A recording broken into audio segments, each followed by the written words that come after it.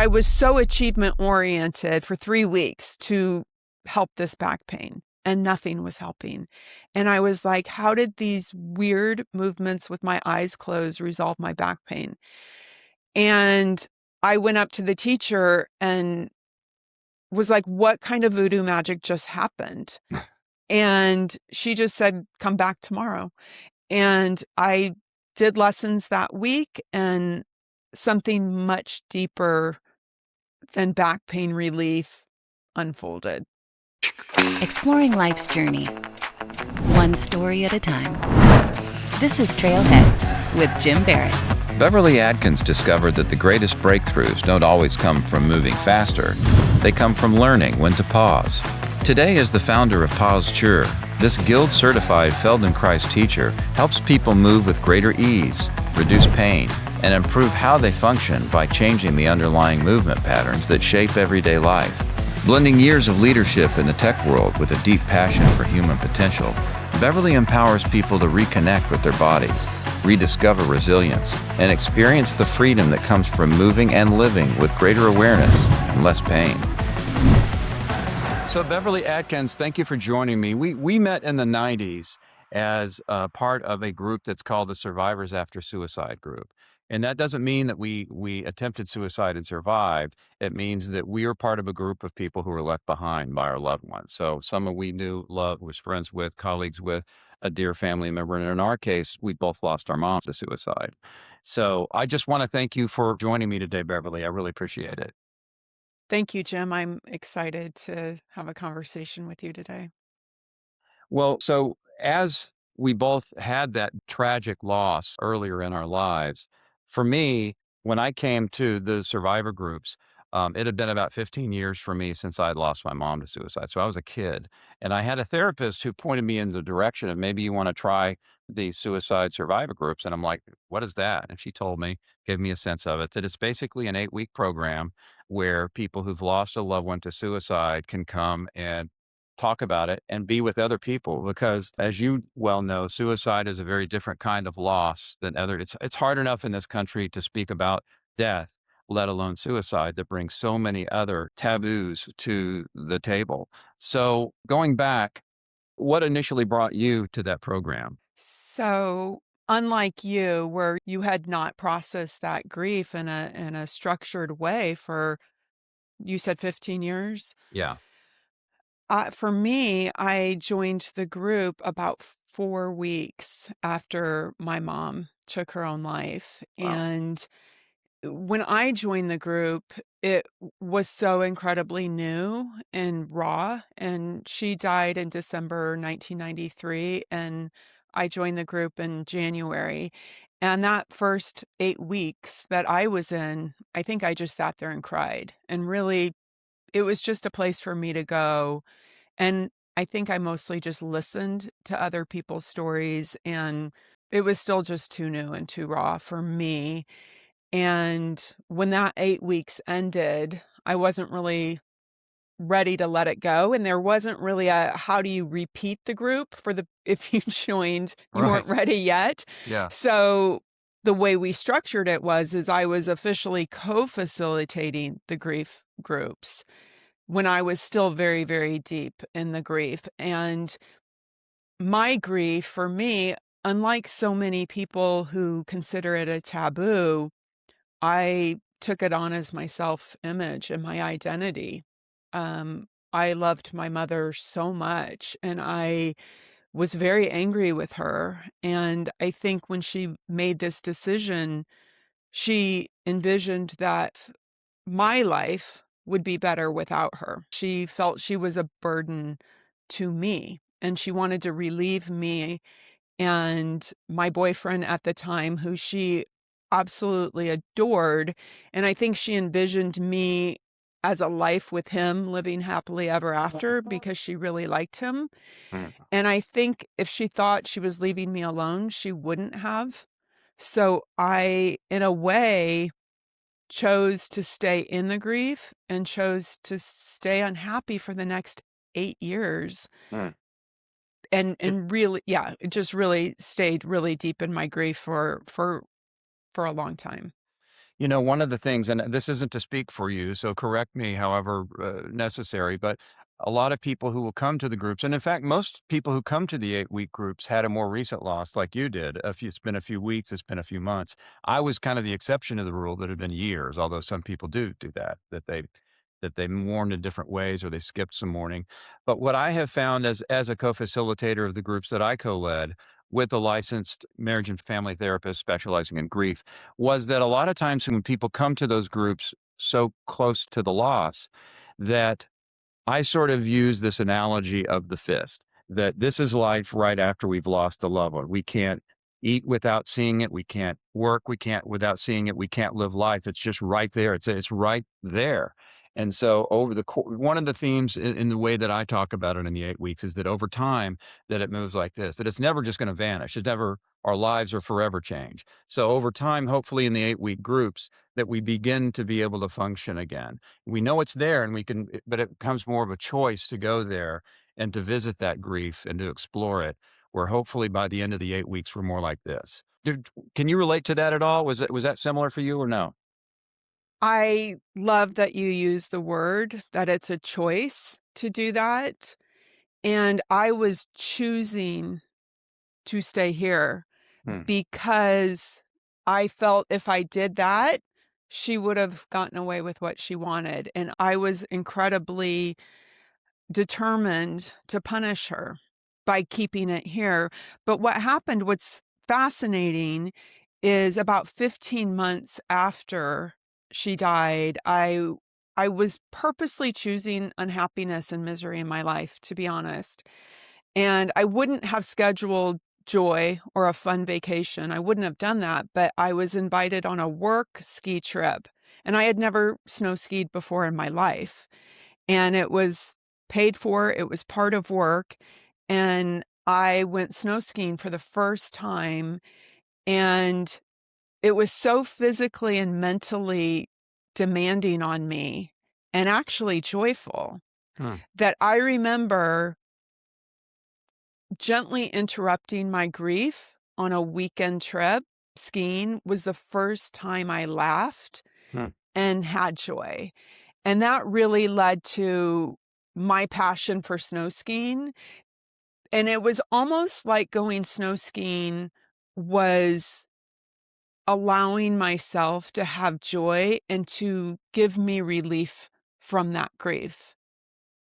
That's wonderful. Um, for me, when it happened, again, I was 12, I was a kid.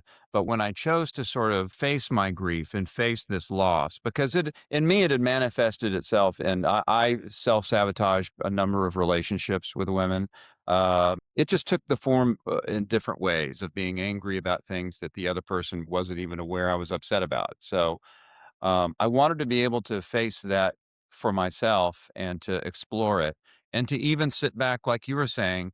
Some weeks in these 8-week groups, and even in the monthly groups, which we'll talk a little bit about too. Sometimes I would just sit there and listen to others because no, Betty across the way there may not have gone through the same stuff I did, but what she's saying is maybe from the point of view of my parent, what it was like for my dad, Mm. because she's a parent, or maybe it's from the point of view of a sibling, which I have two younger brothers.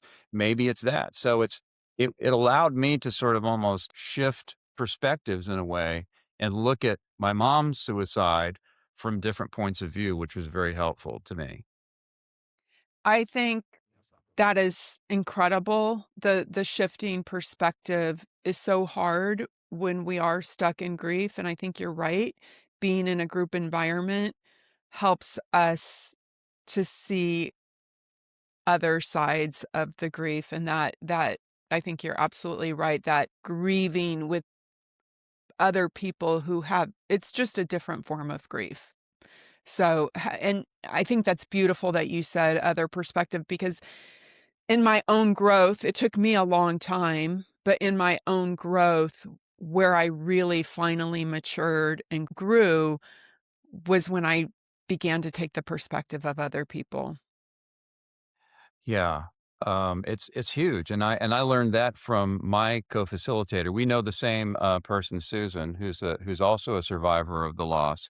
and a remarkable marriage and family therapist who with specialty in grief. So I co-facilitated with her. She was the person who knew the science of it very well, but also knew what it's like to be a survivor. So I learned from her, and we're still friends to this day, and I still learn from her all these years later.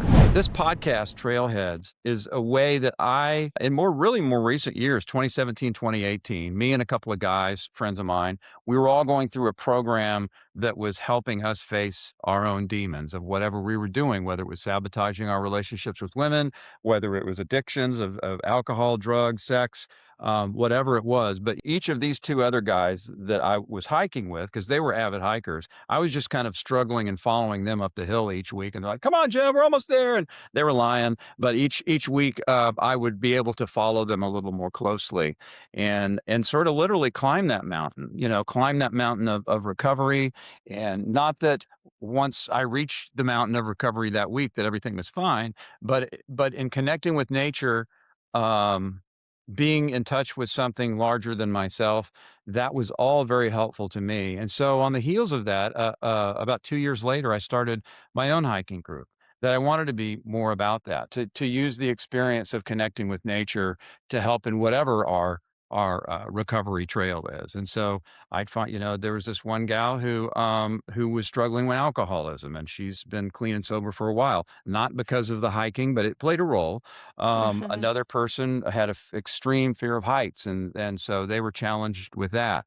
Just different people on different paths of dealing with stuff in their own journeys of life. And so that's what was always helpful to me. And I know that you have switched gears and gotten into physical activities. You mentioned the skiing, but tell me more about what you did in your path. Yeah, I think you're right. Having that connection with, even if struggles are different, but if you're meeting on the trail, that it is such a healthy way to process life and to find connections, and that's eventually where I ended up. But it started with, so as I mentioned, for 8 years, my identity was around my grief and around suicide prevention, volunteering with suicide prevention groups. And the suicide prevention group I was involved in 2001 had a 10K for suicide awareness and raising funds. And I'm all in for raising funds for suicide awareness. And I thought, I'll do this 10K in honor of my mom. And I was 34 at the time. I had never run a mile in my life. And a few months before the 10K, I was on vacation with my sister, and she was a lifelong runner. And she said, "Okay, let's get you to 6 miles by the end of the week." So the first day we ran a half a mile. The second day we ran a mile. By the end of the week, I ran 6 miles. So I knew I had the confidence to do the 10K, and then began running.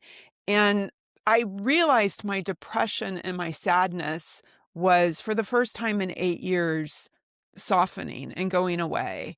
And I attributed it to running. But I don't think, we tend to create a narrative to simplify things in the story. I don't think it was just the running. It was that I was getting up before work and I was getting out in morning sunlight. And is that what I needed? Not sleeping until a half an hour before I had to be at work. It was getting out in nature. And for me, it started with running, which led to triathlon. And that led to, in 2009, when I was 42, I did Ironman Hawaii. So I was very, Wow. That's amazing. That's just such an incredible journey from zero to marathons and triathlons. Wow. yeah. So in 8 years, so when I was 34, I ran my first mile. And when I was 42, I did an Ironman. And that's when I got involved in triathlon groups and fundraising through triathlon. And I made a conscious decision to leave my suicide prevention image behind. And I felt that that was very much for me. The message was, don't die like my mom. And I shifted to live, get outside, exercise, take care of yourself. And it was a different message and role modeling around living instead of don't die, which is two very different things. For sure. Well, tell me more about that. How did that evolve? It sounds like this was a step with the running, the skiing, and then the running. What were the next steps? Well, interestingly, I don't think the amount of time I spent in exercising is healthy either. It was a lot to manage, and I did it to manage my mood, I did it to manage my weight, I did it to manage my depression, but it became its own addiction, really. And shortly after Ironman, I was now 43 and became pregnant, and slowing down my life for that, and that led to 3 failed pregnancies, and then in the 11th hour, trying to have a baby and going through rounds of IVF and then having grief around that and the failed pregnancies, and I was no longer exercising to extreme levels, but I had 2 dogs who loved hiking, and the hiking started in 2010, probably. Yeah, Ironman was 2009, so early in 2010, as I was going through the first failed pregnancy, I began hiking with my friends who were formerly friends from triathlon, and hiking began. And then my work friends, instead of meeting for drinks because I was trying to live a healthy lifestyle, everything pivoted to hiking, and that became my connection with my friends. And how was that for you? Were you, because the hiking group that I managed for, I'm in Georgia now, but from 2020 to the end of 2024, I started this little group called SEV Hikers, what I was talking a little bit about. And it started with a structured group of about 5 or 6 of us, and then it grew and grew, and and it varied week to week too. Our go-to was Sunday mornings at sunrise, so we'd start at 5:30 or 6 for several crazy reasons, but mostly because it's less crowded then, because it's cooler then, and just because it's prettier then, because I'm a photographer. But so what I found, as I touched on earlier, is that people would be there for different reasons, and the people who were the avid, let's get to the top of that mountain. Let's go, go, go, go, go. They would get a little tired of us because we wouldn't, lollygag, but we certainly took a lot of pictures and we made sure, because some of our group members, there's one gal who still hikes with the group in her early 70s, and she's wonderful. So people are there for different reasons, but the people who would be trying to race to the top or really, trying to beat their time from last week that they did this trail or another one, they were there for a different reason than most of us were, which was mostly about A, fellowship, and B, just the connection that we were touching on before. The connection with nature was something greater than ourselves to move on with our journey. Tell me how that evolved for you into, because there's something pretty amazing that you've been working on the last couple of years. I want to hear more about, but I want to hear how you Yeah. got there. Those are my closest friends, are the ones I hiked with, and then my long-term friends that were more, "Let's meet for cocktails after work." I just found the connection you build and really getting to know people or processing what they had happen to them at work or in their relationships is better processed with a friend on a hiking trail than it is over drinks, really. Yeah. And I feel like those are the options our culture gives us.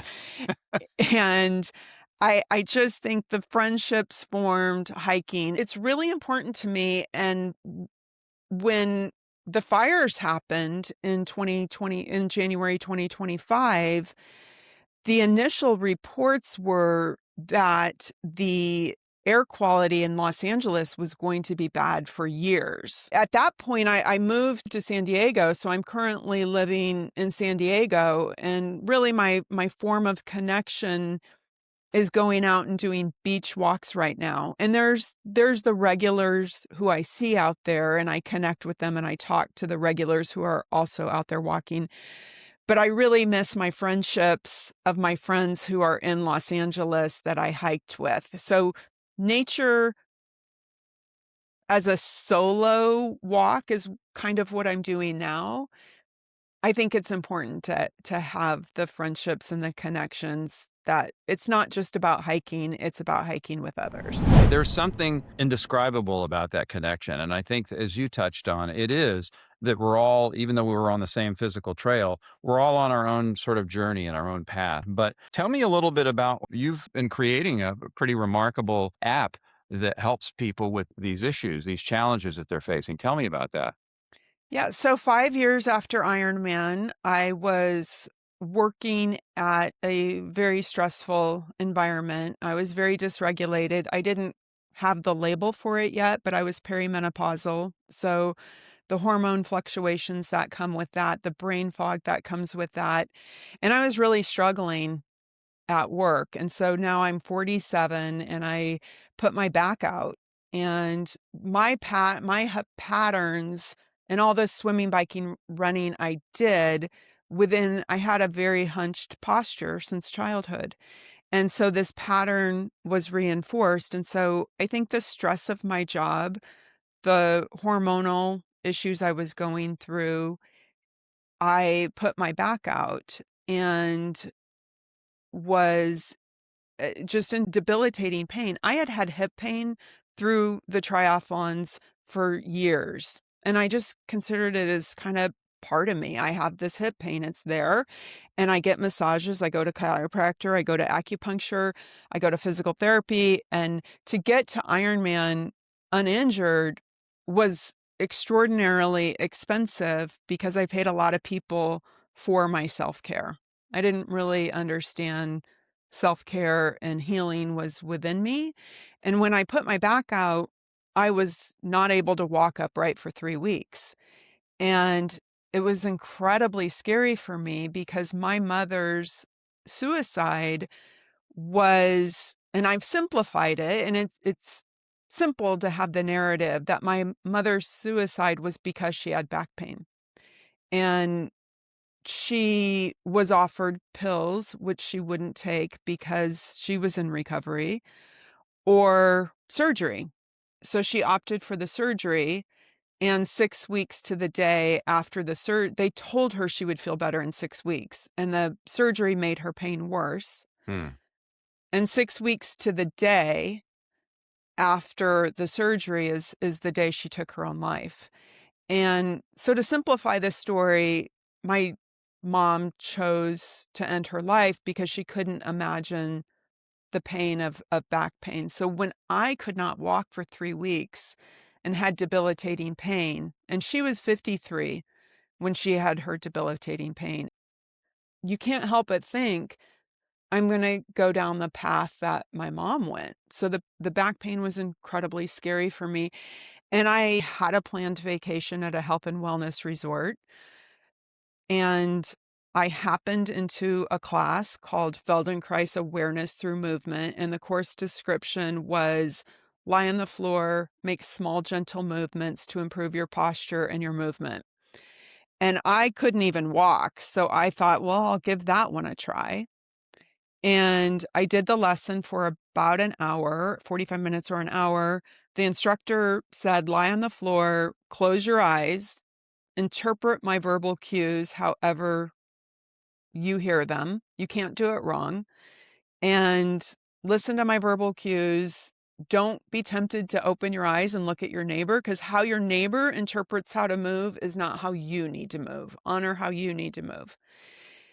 And I thought, this is so weird and odd. And I was frustrated because I had undiagnosed ADHD and my listening skills were not good. And so I was having to listen with no demonstration. I had done yoga for years, and I'm kind of the mindset, where's the demo? Show me how to do it. What do you mean I'm left to my own devices to move how I feel? I don't know how I feel except pain.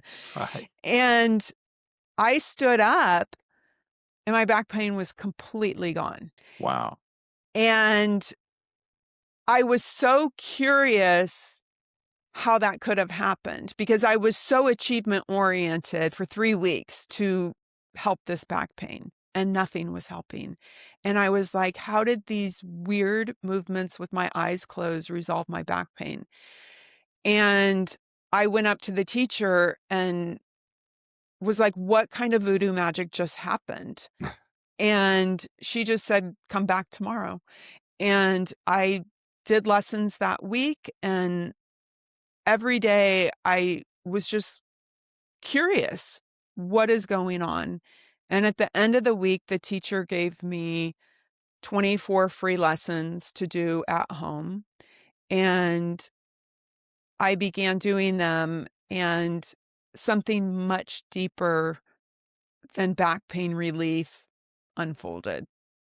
Well, I'll tell you, because you obviously preparing for this interview, you had shared some of the details with me, and um,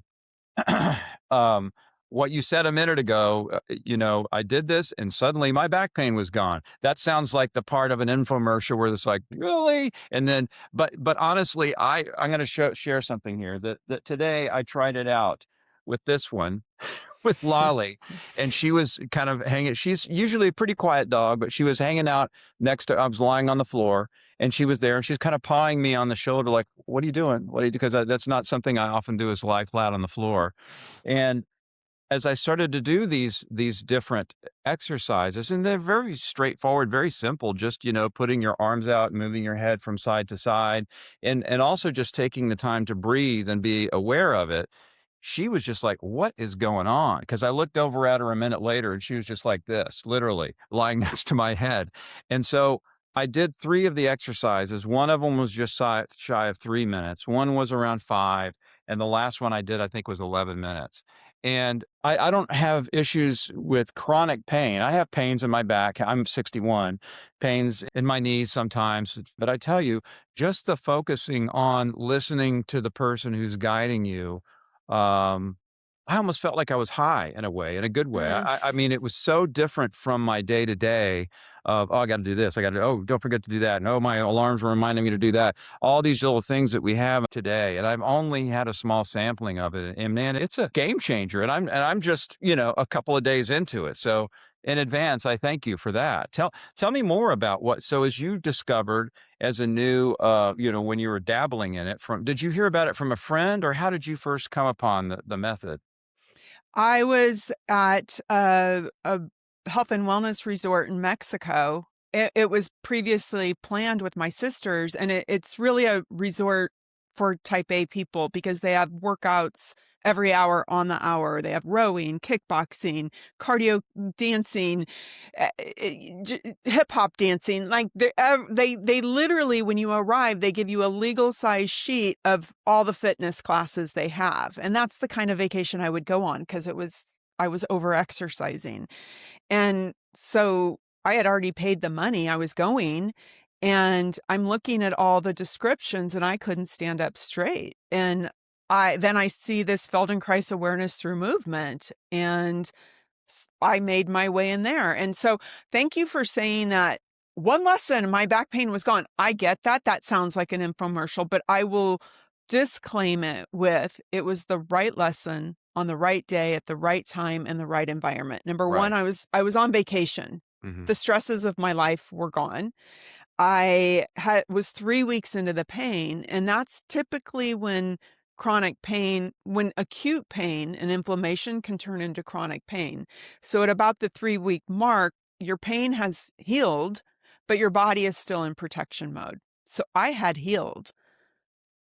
I should have gotten out of that pain, but my brain, and partly maybe because of the fear of what happened with my mother, my brain was like, "Oh, it's back pain. You're going to have it forever. Mm. We're going to keep you in protection mode."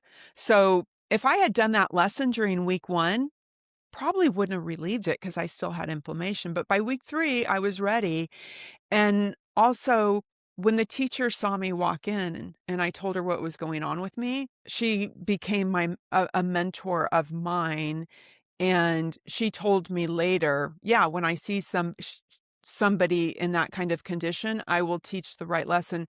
And because I have a very hunched posture, she taught a lesson that brought me more into a bigger hunch.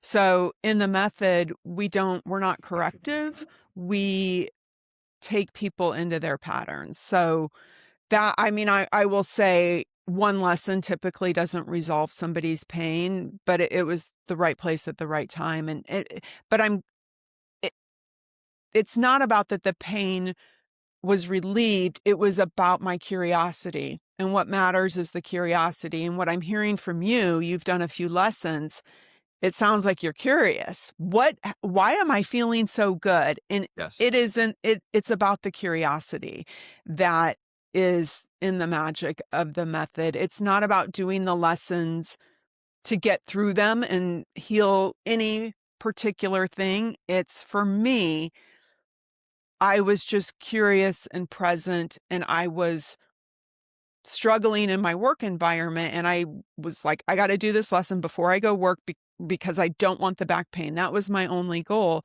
But what happened was within a few weeks of doing the lessons, the conflicts I was having at work were softening because the conflicts I was having was because I felt I was right and they were wrong. Mhm. And I think because I was building new neural connections to notice how my foot hits the ground, how does my foot, I started to see things from a different perspective, like you talked about in group. You saw grief through other perspectives. And I was seeing my own body without judgment, just with inquisitive curiosity. And as I developed curiosity about how I moved and how I felt, I began to become more curious about other people and realizing what I historically always had to protect my version of the story or me being right. That personality just began to change a bit. And it really started with slowing down. And I think I compare it to people when they discover meditation. They're able to clear their mind and they have this equanimity as they continue through their day because they quieted their mind. For my ADHD busy brain, I could never find that quiet. I was always overachieving, doing too much. And for the first time when I started doing the lessons, because there's no video demonstrations, they're all audio, you have to quiet down your shopping list, the disagreement you had with a colleague or with your sibling or your spouse. Everything gets left out of the room, and it's you and the instructor's voice, and you're having to listen or you're going to get lost because there's no verbal backup, right? And so at the end of the lesson, my, similar to meditation, my brain was just quieted down. So it's taking a pause, in other words. Um, one of the things I noticed, and to my knowledge, I'm not ADHD, although people around me may beg to differ. I have not been diagnosed. But what I did notice is in those first, and especially the first lesson, I was sort of like, "Oh, wait, I gotta do this." Oh, yeah, yeah, and then it's like I almost had to tell myself, "Shut up. Just sit here, listen to the voice." I had to make myself focus, but by the end of the first 3-minute one, I was like, "This is really cool. This is nice to take a pause." As Lali, the little pup, reminded me, "Hey, it's kinda nice to take that pause." And, it seems like that's tell me about how you took your first introduction into the program and formulated into this thing called Pauseture. So I was working at Facebook at the time, and the mentality of working there is don't build something for 10 people or 100 people. If you're going to build something, you need to help a billion people. And so when my back pain relieved, I was like, everybody has back pain. Everybody needs this. Something needs to be built to be accessible. So that was kind of in the back of my mind, but I didn't really understand why I was changing and what was happening. And I just thought more people needed access to it. But I thought I should call up the Feldenkrais Guild and say, "Hey, let me invest some money in technology and let's get it out there." But I thought before I call them, I probably should learn this. And I looked into a training program, and I began a 4-year training program. It's 8 weeks a year. And I assumed I would run out of vacation days at Facebook and I would have to just resign at that point and then pursue my training. I was able to manage the training by keeping my job at Facebook because when you are well regulated and you get along with people better, flexibility is offered. And so I was able to keep my job. And then I resigned just prior to COVID to open a private practice because my mentor said, until you work with people one-on-one, don't build an app. You still do not understand the method. And so I spent about 4 years in private practice working with people one-on-one. And then I returned to my original idea of packaging up lessons to make it accessible and, more importantly for me, affordable for people who may be desperate and in pain. But as we've talked about, my original idea was basically a pain relief app. And I had simplified my mom's death to back pain led to her suicide. And that it's much more complex than that. She had guilt for not being present as a parent for many, many years. She had 2 failed marriages. The last one put her deeply in debt. And she, instead of filing bankruptcy, she absorbed this man's debt that she was still paying off monthly. She had always looked to get a PhD, which she now had, but she had a much younger boss who had an Ivy League PhD and made my mother feel less than. And she was working at a pain care center. And her passion, she wanted to work with severe mentally ill people with schizophrenics specifically, was her passion after being a psychiatric nurse. And she's now 53 years old and in a job she hated. Her job was to tell people living in pain that they needed to learn to live with their pain. And then her back went out. And she said to me, I feel so guilty that I told these people to live with pain. It's not, you can't live with this kind of pain. And I was telling, that was my job. And she had guilt around that. And then when she died, she left me her ATM card and told me to get whatever cash was in there out. She had $1,600 and tens of thousands of dollars of debt. And she had paid a man $5,000 to write a business plan for her business idea of how she was going to open a theater and get funding to help mentally ill people through drama therapy. And she, really it was like her last $5,000. And she was in pain and she was hopeful for finding something that she was passionate about. And that man took the $5,000 and he never delivered anything. And her hope was quashed. And so for me, people tell me to change my business model of the Pauseture app because people in pain will pay for hope. And there are other modalities out there where people want the cash up front, thousands of dollars for somatic programs, because people, when they're desperate, will pay for hope. And I don't think it was just the back pain that led to my mother's suicide. It was that she lost hope. So her death was complex for a lot of reasons, but I think a big reason was she didn't have agency over her own health. And she wasn't taking care of her health. She had worked at an eating disorders clinic, but her idea of health was eating a Weight Watchers or a Lean Cuisine frozen meal. She wasn't eating healthy. She was not getting out in sunlight. She wasn't taking care of herself. And so for me, when I came across the Feldenkrais method, I was like, oh, it's for back pain relief. And that's what I thought I wanted to build and what I wanted to sell. But over the years and understanding the method better and understanding how it transformed my life and then the clients I had working with one-on-one, it's not a movement exercise. It's a tool to give people agency over their own lives.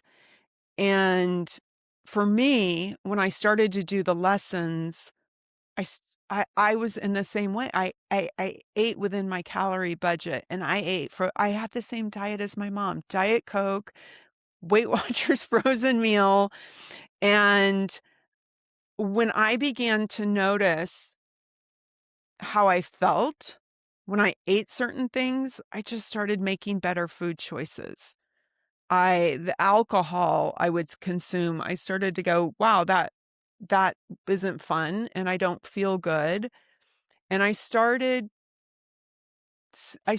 paying for massages and acupuncture and chiropractor, and I began really realizing I had agency over my health. Mm.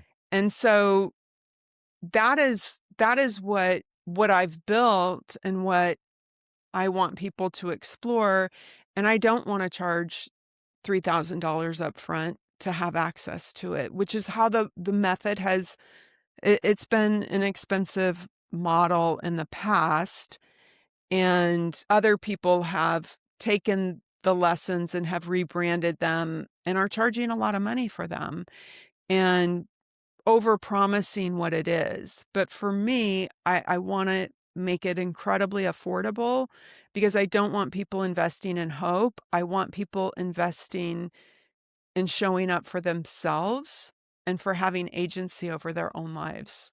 Mm. Well, I have to tell you that just in the like I said, I only did a total of 4 lessons, and I felt the closest thing I could describe was hope because it's just the beginning, I feel like, of a journey. I'm gonna continue with it, but I also love how the title of the app is worked into what the action is, which is literally taking a pause and whatever you're doing. And in my case, the best time for me to take the pause is in the morning. I think as much because I know I'll do it, because then when work starts, then we're off to the races and who knows what's going to happen. But in the morning, I can control up to a certain point. I can control how much time I spend on it, and I know that I'm going to be able to commit. I walk every morning 2 miles, and this is something else that I know that I can work in at the beginning of a day. Um, I was also a little restless at the beginning of what is this? Where's the video and blah, blah, blah, blah. But it was so nice to just hear that calming voice to direct me through it. In our busy, busy lives, how does being on, whether it be at work or being on with certain friends and playing the role that we play, how does that affect our relationships? I think maybe what you're asking is, are we performative when we're on with other people? And that's actually Moche Feldenkrais talks about self-image and that we mask for other people so that we can fit into the relationship or fit into society. And from a very young age, we want to fit in grade school. We want to fit in. And so, what's everybody else wearing? What brand is cool?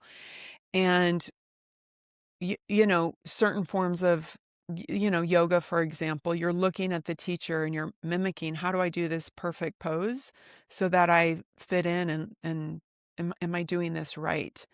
And these lessons really slow down and you start to notice what feels good for you and you figure out your self-image and then you show up with relationship with others very differently because when you're on and performing for a person, it's not authentic and you're also maybe overcompensating. And when you get grounded and you notice how you feel, for me, I was showing up with others just more present. And I had ADHD, and when people spoke, I wasn't a good listener. I was waiting for my turn to talk again. And when you slow down and the self-confidence kind of emerges from the inside out that you don't have to perform. You can show up and listen to others and really hear them.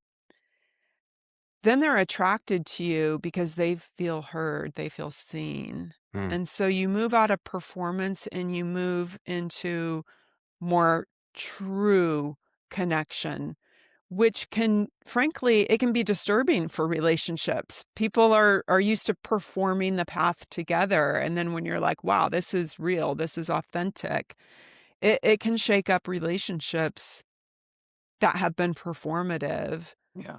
But you have true, authentic connection when you can slow down and listen to others. Yeah. Um, Tell me a little bit about the research that's gone into this. Because I understand you're a research person, so tell me about some of that backstory and how that's helped you build on that. So Moche Feldenkrais, who developed the method in the 1940s, and he taught it in the United States in the 1970s and 80s, he used the term, I'm not after flexible bodies, I'm after flexible brains.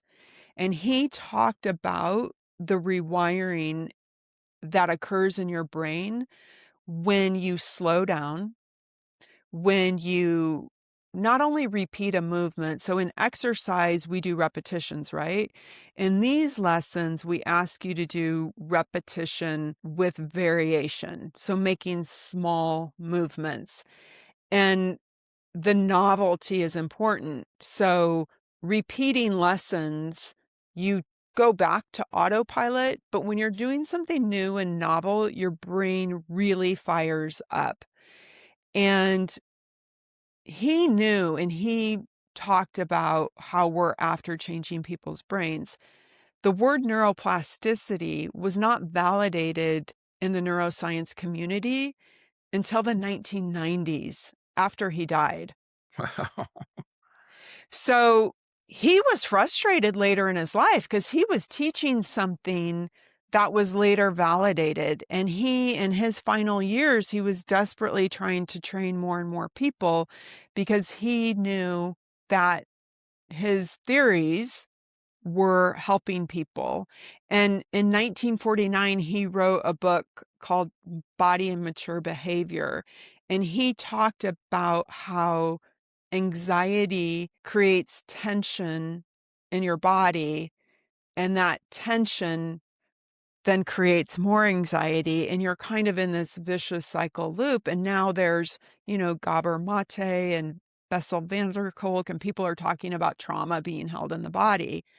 And he articulated it more scientifically that trauma, he didn't use the word trauma because he had so much trauma in his life. Asking Moche, do you have trauma, is like asking a fish, do you live in water? I don't know. It's all I know. Like his whole life was trauma. Yeah. So, and he also didn't believe in diagnosis. He believed in opportunity. And he talked about in this book, Body and Mature Behavior, that people spend too much time on the why. Why do I have tension? Why do I have why? He said people spend too much time in talk therapy talking about the why, and nobody is focusing on the how do I feel better? And that was his focus, is I don't care why you have tension in your body. I'm going to talk about how we're going to relieve it. And we're going to relieve it with these slow, gentle movements and getting your muscles to coordinate working together, because most people, the small muscles are working too hard and the big muscles aren't working hard enough. So the lessons were designed to get your whole nervous system to even out the tonus in your body so that you move freer. And his theory was when you move more comfortably, that depression, that anxiety then goes away. And so it was all a theory for him, but modern neuroscience backs up all of his theories. You know what I love about what I mean, and sort of as we start to wrap up our time together, and correct me if I'm wrong, but it sounds like something that started for you in an exploration of why your mom did what she did, and finding some reasons that it sounds like in the process you found some relief for yourself. And now you're taking all of these things that you've learned, that you've talked about that have been around since the 40s, and you're turning that around to help millions, to help billions of people out there. And I love that. I love that message. If you were to describe what it's like for a person who's maybe just hearing this to take a daily pause, what does that look like? One thing you can do, which is the first lesson you did, you don't need to download the app or do an official lesson. Just lying on the floor, giving your weight to gravity, really letting go. And what I like to do and what was really effective for my clients when they would lie on my table and I just would see all this unnecessary muscular tension that would get in the way of me moving them. Hmm. I would give the image, lie on the floor, imagine you are hot candle wax and all of your tissues are melting into the floor. And let your skeleton emerge. Because what we do in this method, when you leverage your skeleton instead of your muscles, you can let go of that unnecessary muscular effort. But just imagine letting, in that image of letting the tension melt away is incredibly effective. And then just gently rolling your head from side to side, not getting to the end of the range, not getting to the stretch, just gently roll your head right to left and notice if your state shifts.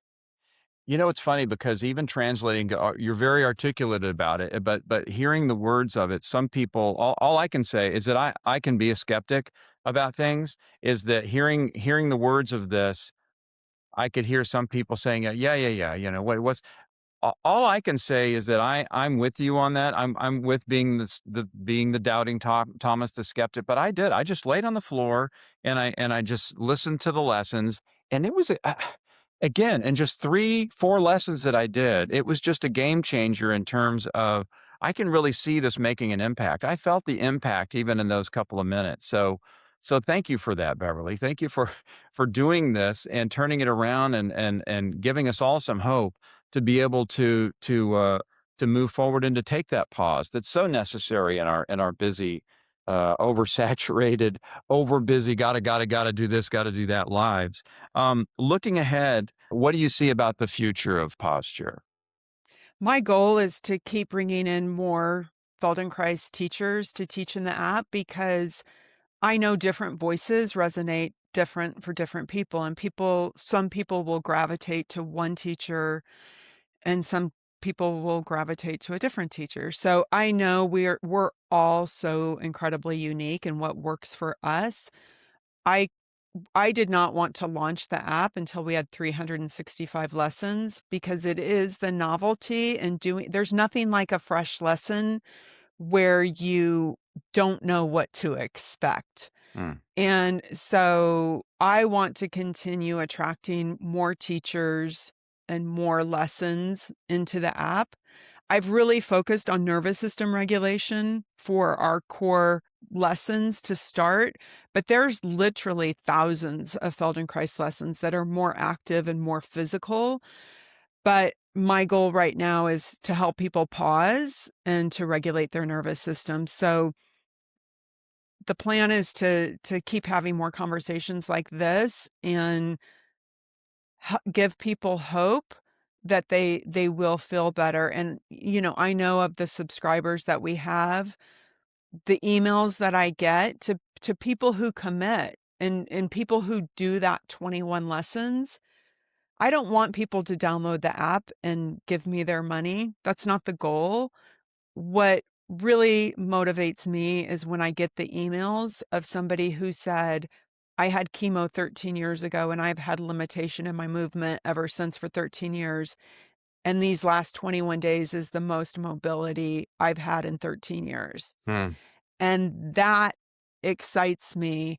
And sometimes I don't know how to have these conversations without coming off like a snake oil salesman. So it's not for everybody, but I've tried to build it so that more people can experience it and stop trying and working so hard to feel better.